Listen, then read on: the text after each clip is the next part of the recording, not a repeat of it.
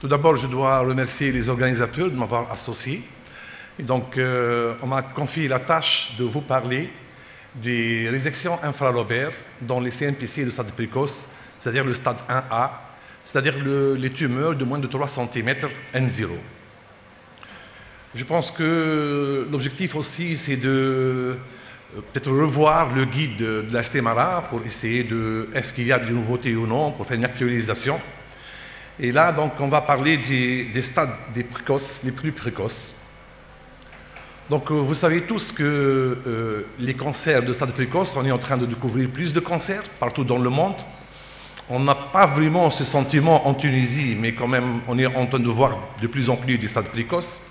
Et là, on a commencé le dépistage avec une étude pilote en cours. Donc, on est amené à voir plus de stades précoces. On sait très bien que pour nous aider, il y a une amélioration des moyens diagnostiques et de repérage. Et là, donc, que ce soit le radiologue, que ce soit le pneumologue, peuvent aider dans ce domaine. Il y a aussi une meilleure définition des types histologiques, avec des marqueurs spécifiques, comprend mieux le pronostic. Puis il y a aussi nos amis, les radiologues, les radiothérapeutes, qui commencent à creuser. Et donc, ce n'est pas l'objectif de la séance, parce qu'on va parler essentiellement de la place de la chirurgie et des réséctions sublobaires dans le cancer stade 1A. Donc, c'était l'idée des chirurgiens. Il faut faire une chirurgie mini-invasive, sublobaire. Ça donne des mêmes résultats et avec une bonne fonction respiratoire. Ça, c'est la classique. On peut parler de résection, on ne peut pas parler de résection sublobaire sans parler des voies d'abord. C'est très important. Ça, c'est la classique thoracotomie post-thoracique que vous connaissez tous, qu'on a fait pendant des années et des années. Et là, on a trouvé que cette voie d'abord n'est plus convenable pour une chirurgie d'un stade précoce, une petite tumeur de moins de 3 cm. C'est pour cela que les chirurgiens ont commencé à avoir d'autres voies d'abord, moins invasives, telles que les thoracotomies post-latérales avec épargne musculaire, les thoracotomies latérales avec des incisions de 6 à 8 cm. Puis les techniques mini, donc les mini vidéo incision, donc ça veut dire une petite incision assistée par la vidéothoracoscopie. Et je pense que cette voie d'abord, elle est très intéressante dans ce chapitre-là, dans les résections infralobères. Puis la vidéothoracoscopie pure ou assistée, ça veut dire l'hybride. Et là, donc, c'est une voie d'abord qui est actuellement classique et standard dans la plupart des pays du monde. Et notamment, une attention particulière à la chirurgie robotique qui a démontré sa précision en matière de résection sublobaire. Les résections, c'est qu'il y a deux types de résections, comme vous connaissez très bien.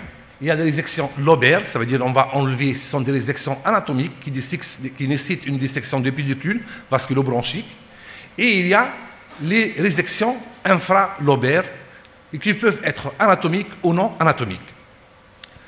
Les résections en coin ou en wedge, je pense que vous connaissez ça, ça est utilisé essentiellement dans les métastases, c'est d'aller réséquer un peu de parenchyme en portant la lésion avec manuel ou par suture automatique. Puis il y a les segmentectomies. Et ça, c'est le volet le plus important en matière de résection sublobaire. Les segmentectomies, c'est une résection anatomique, comme une lobectomie. C'est une résection souvent difficile. Elle est plus difficile que la lobectomie. Mais ça va dépendre de l'anatomie et des segments qu'on va enlever. Vous voyez très bien, ça c'est l'anatomie du poumon que vous connaissez, je pense, surtout la division bronchique, vous travaillez dessus, et les divisions segmentaires où on distingue donc 10 segments à droite et 9 segments à gauche, et en plus une division sous-segmentaire, et on peut donc, chaque segment il est divisé en 2 ou 3 segments, et on a 22 sous-segments à droite et 20 sous-segments à gauche. Il faut dire que la vascularisation, si elle est classique, de voir les artères pulmonaires à droite et à gauche avec une division précise, de même le drainage veineux, c'est qu'il y a, le problème, c'est qu'il y a beaucoup de variations anatomiques en passant au segment et surtout en passant au sous-segment. Cette variation anatomique fait que les choses deviennent très difficiles et nécessitent, bien sûr, un matériel spécifique. Ce qu'on fait en Tunisie ou ce qui est fait partout dans le monde, c'est segmentectomie les plus courantes. Ça veut dire que les lobes supérieurs, c'est le segment apico-dorsal, le segment ventral, S3. Pour le lobe supérieur gauche, c'est l'apico-dorsal, c'est le culmen et sa lingula. Pour les deux lobes, c'est le segment apical et la pyramide basale. Quand on vous parle de segmentectomie, c'est souvent ces segments qu'on est en train d'enlever, avec, bien sûr, une taille variable. Mais là, les choses ont aussi évolué, et on va voir pourquoi. Et là, maintenant, presque tous les segments, on est en train de faire presque tous les segments. J'ai enlevé les segments classiques. Vous voyez très bien qu'on peut enlever le S1, le S2, l'apical, le dorsal, le S9, le S8. Et même, on peut faire des segmentectomies et des sous-segmentectomies. Association d'un segment avec un sous-segment. C'est vrai que c'est une chirurgie très précise, très délicate. Et donc, ce n'est pas facile de la faire. Ça nécessite beaucoup d'apprentissage et ça nécessite une technicité et des moyens. On va les voir. Là, en voyant que ces segmentectomies et sous-segmentectomies, là, ça c'est une étude chinoise qui a presque 1500 cas, où on fait ce qu'on appelle maintenant la lobectomie partielle anatomique. Parce que parfois, le segment, ce n'est pas suffisant de faire un segment, parce qu'on doit appliquer des marges de sécurité de 2 cm. Faire un segment, ce n'est pas toujours évident. Donc on est obligé de faire une segmentectomie et une sous-segmentectomie ou double segmentectomie. C'est pour ça qu'on appelle parfois, l'anatomie n'est pas, elle n'adopte pas l'architecture de 2 segments, donc on fait ce qu'on appelle le wedge anatomique, c'est entre parenthèses. C'est une résection, donc segmentaire, anatomique, mais ce n'est pas uniquement un segment, c'est un segment plus qu'un segment, ou parfois 2 segments ou 3 segments. C'est compliqué, je sais, mais c'est une chirurgie qu'on est en train de faire. C'est pas compliqué, c'est bon. Donc, c'est que ça nécessite un apprentissage assez important, mais aussi, ça nécessite, bien sûr, du matériel. La première chose à voir, c'est un scanner injecté en coupe millimétrique. Ça permet de voir la lésion, de la localiser et de voir si le segment répond aux objectifs oncologiques. Est-ce qu'on a les marges de sécurité nécessaires? Actuellement, de plus en plus, avec les sous-segmentectomies et les segmentectomies qu'on appelle difficiles, on est obligé de faire des reconstructions en 3D. Ces reconstructions sont très importantes et que ça nécessite bien sûr un matériel spécifique pour voir les artères segmentaires, les veines de drainage et les branches, et voir les variations anatomiques pour se préparer au geste chirurgical. Donc, on fait une segmentectomie, on est obligé de voir cette photo-là sur le négatoscope au bloc pour voir exactement ce qu'on fait parce qu'on oublie. Et ce n'est pas facile de connaître ces structures-là et ces variations anatomiques. Puis, bien sûr, il y a des difficultés. On va enlever un segment, une lésion dans un segment. Il faut voir que la lésion, elle est variable. C'est ce qu'on discute toujours dans les RCP. Est-ce qu'on peut passer en lobectomie, en segmentectomie, en wedge et tout? Et le scanner peut montrer un nodule, comme vous voyez ici, un nodule périphérique, je ne sais pas si vous le voyez ou non, un nodule solide.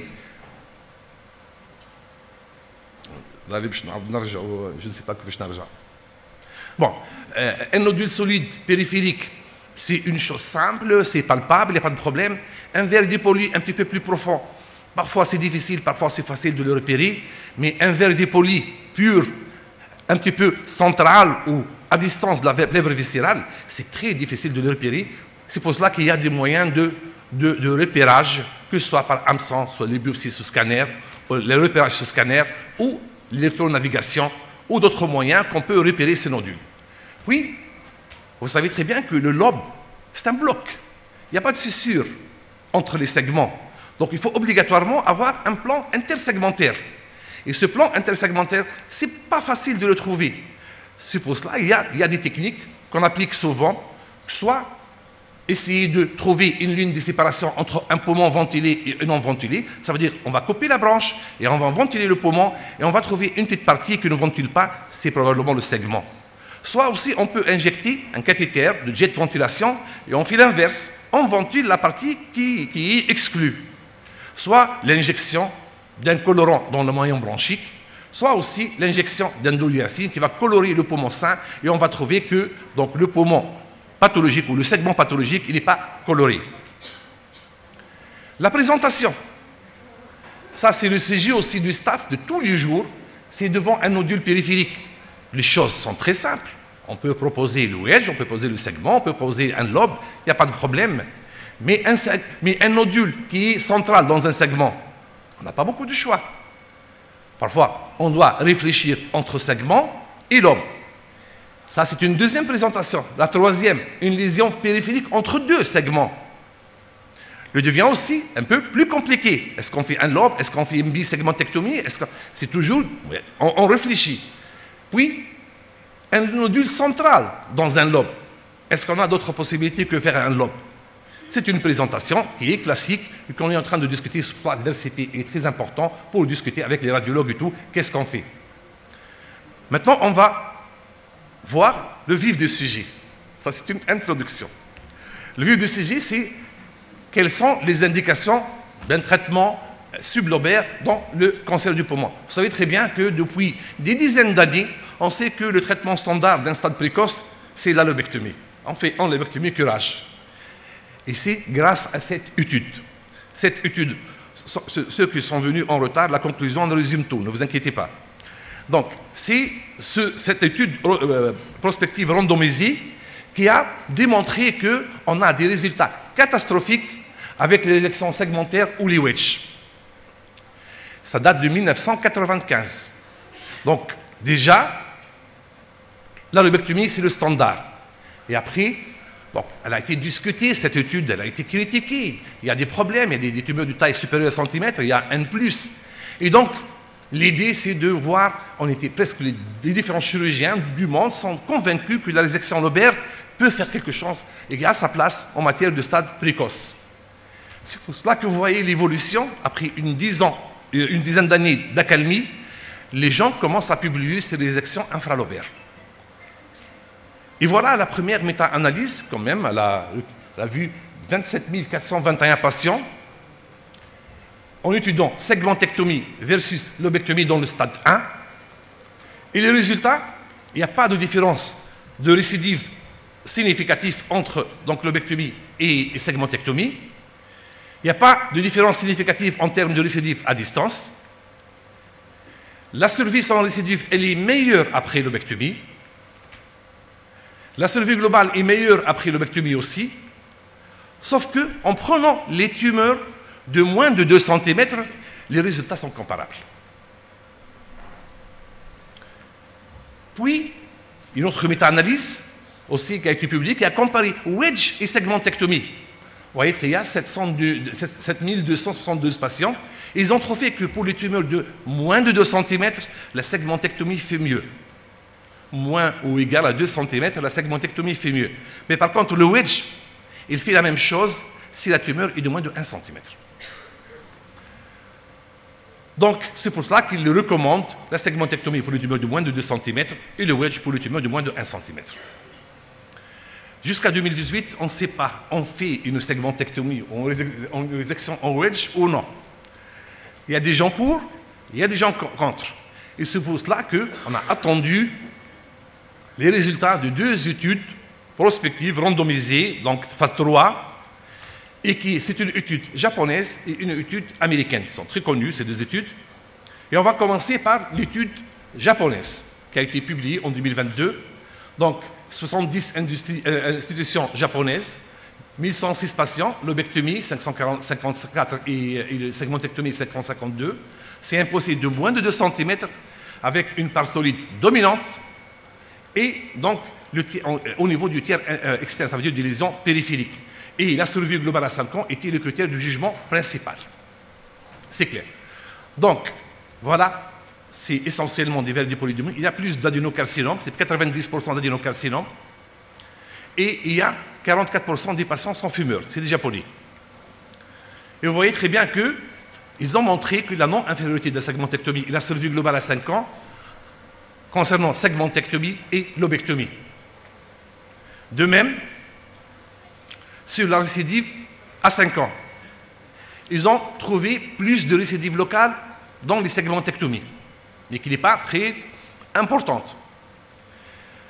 Et ils ont trouvé qu'il y a une moindre, bien sûr, diminution de la VMS après segmentectomie, mais qui n'est pas considérable et qui n'est pas sentie cliniquement.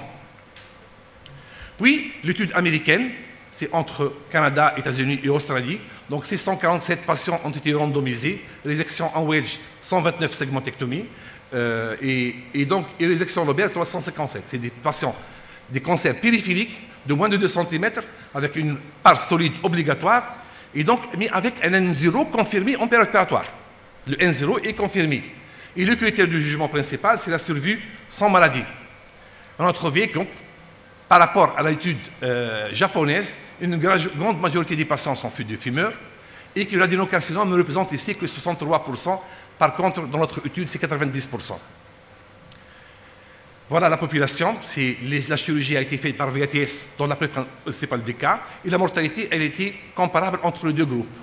Et vous voyez très bien, donc on a trouvé que la résection sublobaire n'est pas inférieure à la lobectomie en termes de survie sans maladie.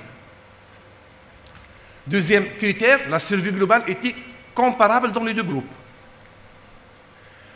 Concernant le rechute, il n'y a pas de différence significative.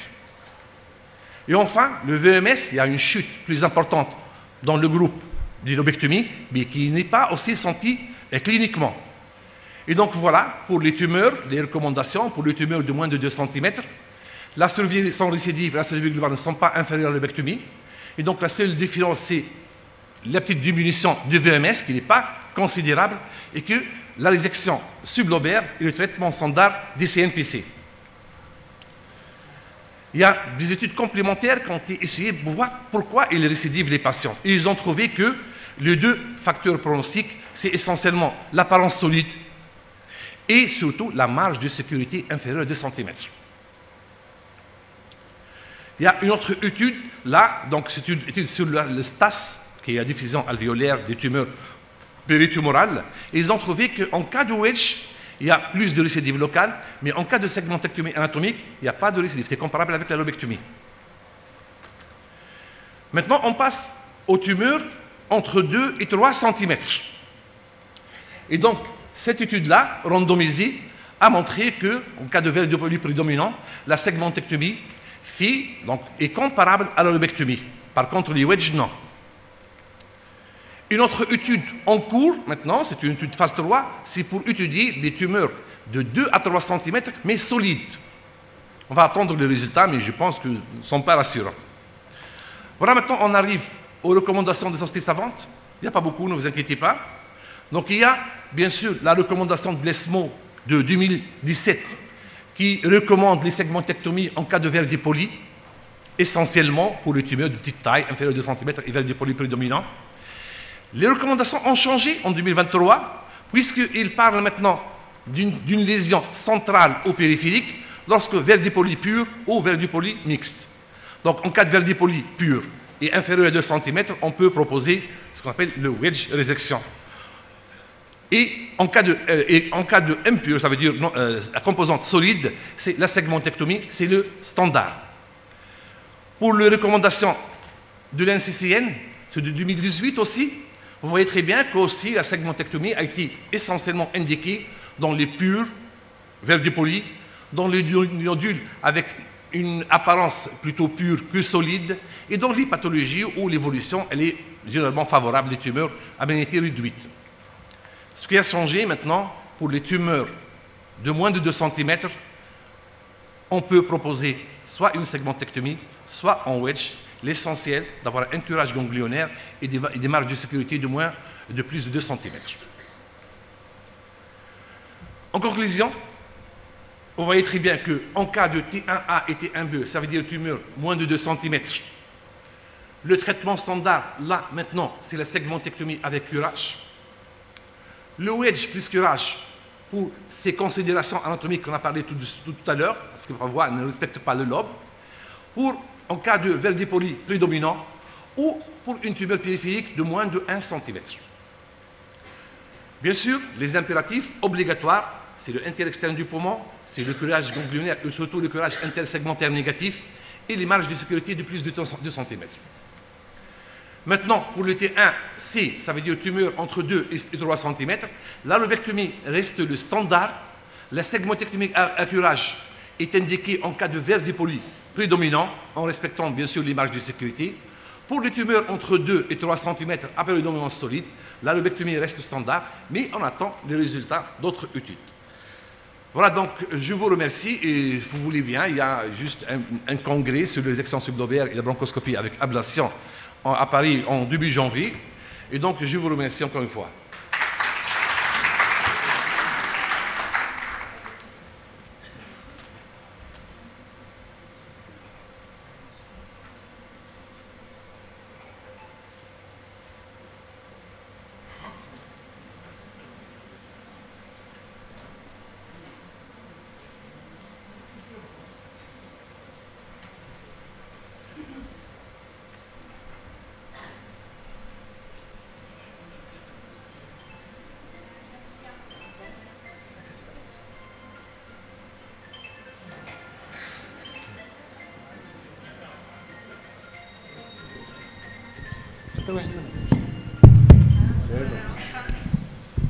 Merci beaucoup Adel d'avoir respecté le temps et pour ce bel exposé.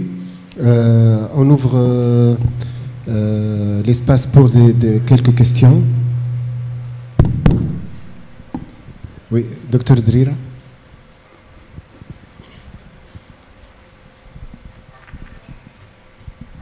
Merci beaucoup, Dr Merli, pour avoir insisté sur l'importance de la discussion des dossiers en RCP. Mais je voulais poser une question. Est-ce que ces malades qui, généralement, sont souvent des BPCO post-tabagiques, puisque c'est le même facteur de risque pour le cancer, est-ce que ces patients sont suffisamment explorés sur le plan de l'exploration fonctionnelle respiratoire pour faciliter aux pneumologues et aux chirurgiens la prise de décision par rapport à l'acte opératoire? Parce que généralement, on se limite assez souvent à une gazométrie, à une spirométrie, ce qui théoriquement n'est pas suffisant pour le choix de la technique opératoire. Je pense qu'il faut vraiment développer l'exploration fonctionnelle complète préopératoire, quitte à aller jusqu'à une scintigraphie de perfusion, une DLCO et même une VO2 max. Qu'est-ce que vous en pensez? Monsieur, c'est une très bonne remarque et je suis tout à fait d'accord avec vous. C'est qu'on n'est pas en train de faire ça. La vérité, c'est qu'on se contente de la fonction respiratoire classique, ça veut dire VMS, capacité vitale. Pour 2 raisons, je pense qu'on n'est pas dans le patient qui était vraiment limite. Et pour que, en plus, faire une VO2 max en Tunisie, ça devient de plus en plus difficile. Des SEO plus ou moins aussi, mais je pense que oui. De toute façon, aucune décision n'est prise, sauf il y a un aval du pneumologue qui assiste à l'RCP et de l'anesthésiste, c'est une discussion collégiale, mais je pense que oui, si on peut faire ça, oui, c'est mieux.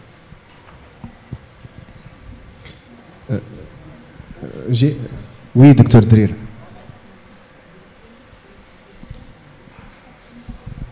Donc pour les malades qui subissent des segmentectomies, souvent quand on a l'anapathe après, on a parfois la tumeur qui adhère à la plèvre mais sans la dépasser. Dans la littérature, les recommandations sont pour le traitement chirurgical uniquement dans les stades précoces, mais il y a certains auteurs qui préconisent, selon leur expérience, un traitement adjuvant comme une chimiothérapie. Qu'est-ce que vous en pensez ? Oui, ça reste toujours, pour la plèvre viscérale, c'est un problème. C'est vrai que c'est un problème. Nous, on ne tient pas compte des recommandations, surtout partout. On ne tient pas compte de l'invasion de la plèvre viscérale. On se focalise surtout sur la taille de la tumeur, mais il y a beaucoup d'éléments. Ce qu'on appelle les signes d'invasion ou les signes de gravité, notamment les emboles vasculaires, les emboles lymphatiques, la plèvre viscérale, le STAS, j'ai oublié, la diffusion alvéolaire. Et donc, c'est vrai que c'est des signes qui doivent être discutés, mais l'invasion ou le contact avec la plèvre viscérale en elle-même, sans dépassement, n'est pas une indication pour le moment d'une chimiothérapie adjuvante. Et il faut toujours se mettre à l'esprit que le bénéfice de la chimiothérapie adjuvante en matière de cancer n'est pas vraiment très important, Peut-être d'autres thérapeutiques sont en cours d'évaluation maintenant, notamment la thérapie ciblée ou l'immunothérapie. Peut-être oui, c'est en train de... Il y a beaucoup d'essais qui sont en cours, mais voir 5% de survie à 5 ans en ajoutant de la chimiothérapie pour une tumeur limite, où les indications ne sont pas claires, je ne pense pas que c'est une bonne indication. Docteur Kochbati. Merci, Dr Merli, pour cette belle présentation. Les choses sont claires pour les conclusions, mais moi, je ne peux pas m'empêcher, en tant que radiothérapeute, d'évoquer la possibilité de concurrence avec la stéréotaxie, même si ce n'est pas le débat. Je ne vais pas poser la question est-ce qu'on fait stéréo ou pas, mais bon, quand je fais le parallèle, pour ces petites tumeurs, et quand on fait la stéréo, on ne fait pas de gestes sur les ganglions, enfin, on n'irradie pas les ganglions. Et les résultats ne sont pas aussi mauvais que ça. Est-ce que le curage reste obligatoire? Et donc, ça supprime un petit peu, enfin, ça rajoute un peu à la lourdeur du geste. Est-ce qu'il y a eu des études qui ont fait le geste local sans le ganglionnaire, si on est bien documenté? C'est très clair. C'est le point fondamental, en fait, c'est le curage ganglionnaire. C'est vrai que, est-ce que le curage ganglionnaire a un effet thérapeutique? Certains disent oui, certains disent non. Mais par contre, l'élément principal, c'est quand on fait un curage, on a une très bonne idée sur la tumeur. Et même des petits ganglions peuvent s'avérer positifs. Donc le but essentiel, c'est de voir une bonne classification. Et tout ça, tout ce retard-là, ça a été dû à une confusion entre les stades. Donc avoir un bon curage ganglionnaire, ça donne une meilleure idée. Et ça permet au cas où d'élargir à une lobectomie ou autre chose. Donc la radiothérapie stéréotaxique reste bien sûr indiquée, mais est-ce que le PET scan, vraiment, il y a des faux positifs, il y a des faux négatifs?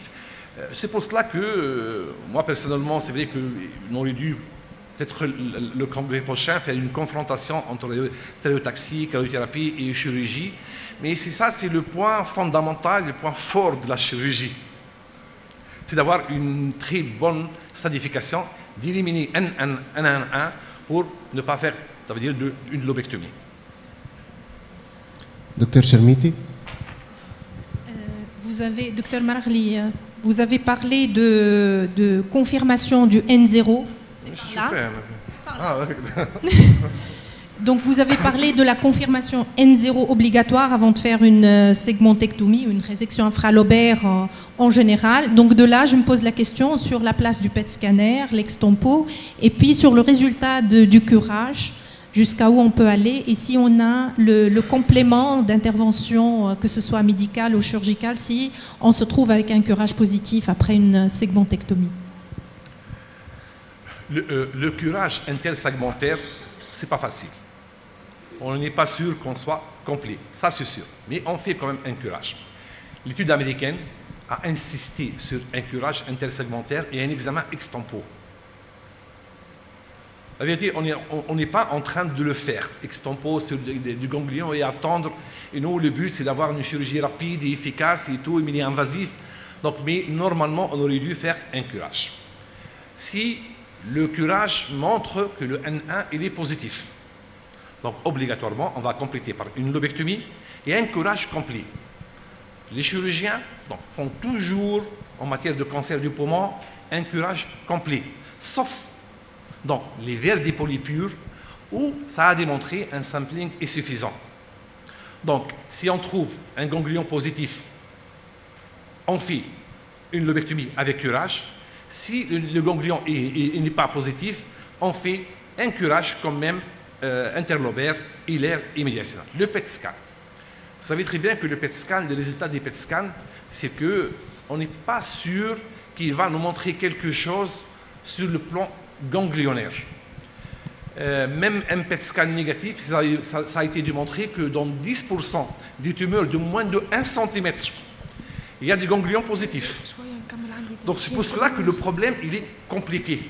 C'est pour cela que le problème, il ne doit pas prendre à la légère. Il faut le discuter. Il faut un comité d'RCP qui discute ce genre de malade.